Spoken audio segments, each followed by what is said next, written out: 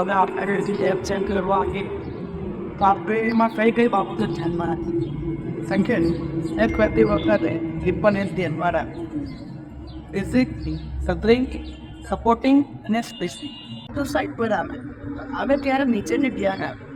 Supporting ટીકા બરાબર લાગ્યા છે કે સતરિંગ એ પ્રમાણે આપણે ડિઝાઇન કરી છે. ઉપર આવ્યા પછી સનસ્લીપની સતરિંગ પ્રોપર છે કે નહીં, આ ડીમની ડેપ પ્રમાણે ડીમની ડેપ યોગ્ય છે કે નહીં, આ ચેક થયા પછી જ્યારે સ્ટીલ નખાય ત્યારે એના સ્પેસિંગ ચેક કરવા જોઈએ. ઓલવેઝ સ્પેસિંગની અંદર ધ્યાન રાખવું જોઈએ.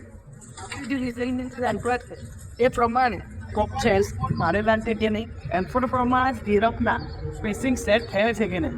અને એ ખાસ ધ્યાન આપવું જોઈએ બાબત કેટલા બી કોલમના જંકશન હશે ને એ જંકશનની અંદર બી ઇંગ જે કોલમનું આપણે આપેલી હોય એ કન્ટિન્યુ હોવી જરૂરી છે.